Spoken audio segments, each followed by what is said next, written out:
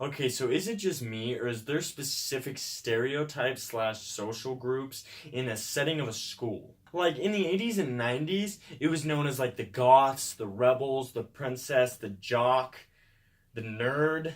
But I feel like today it's just turned into this weird, depressive, awkward, weird hybrid.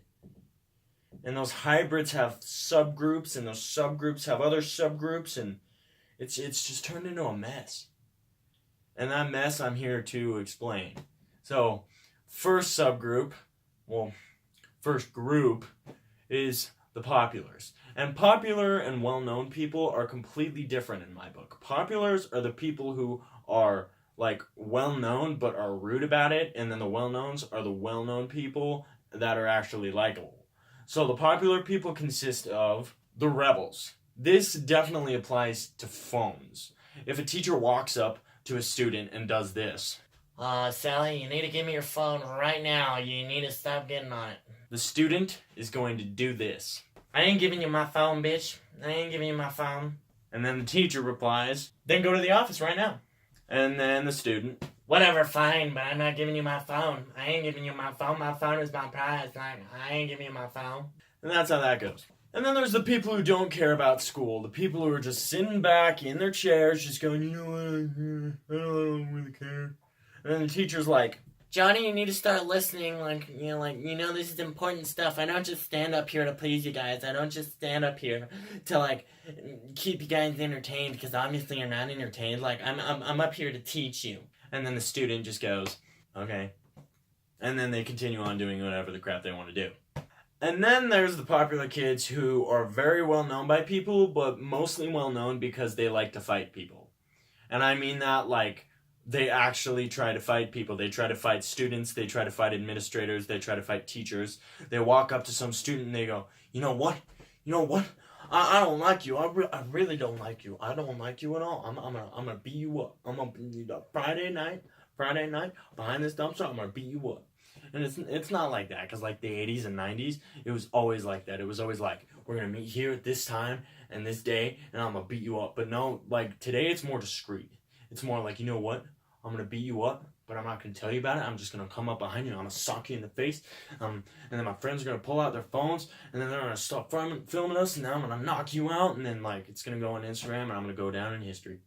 And then there's the druggies. The druggies who always walk into class like this.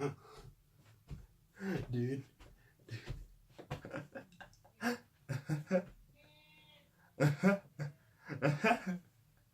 Dude, I'm so baked right now. I'm high as fuck. I'm high. Dude, I'm just high. And then they come back to class like this. Dude, remember yesterday when I was high? Remember that?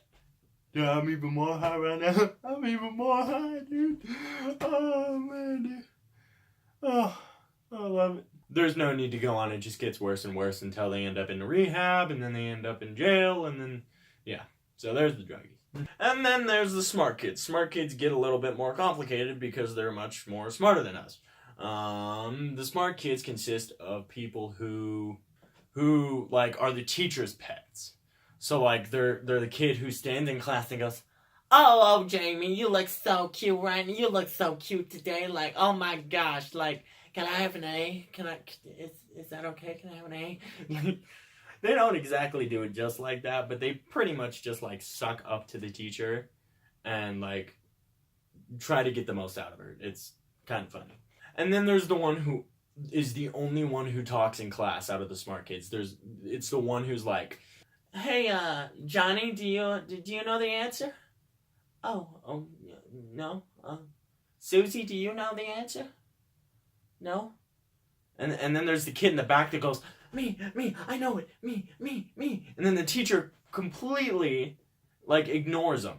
It's like, I don't want Alex to answer this question. I don't.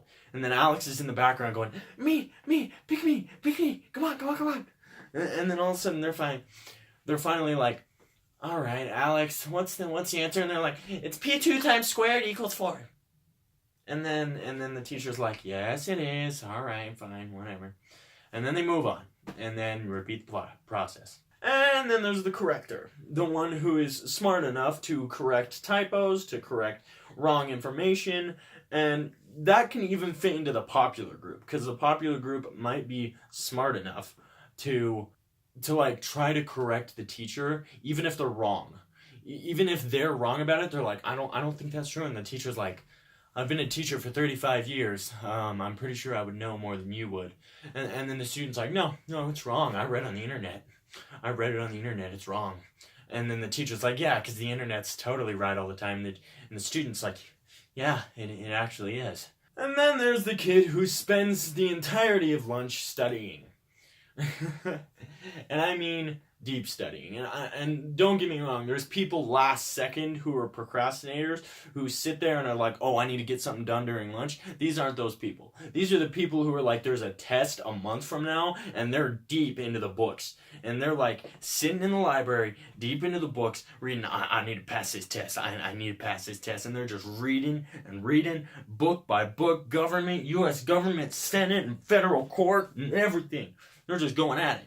And then there's the people that mostly everybody hates, which is the person who reminds the teacher about the homework due that day. The teacher's like ready to let the kids out to the next period, and they're like, all right, I'll see you guys later. And everyone starts walking out of the door all joyful, like, oh, she forgot about the English assignment. She forgot about it. I can finish it tonight. I can get it in and I'll be good.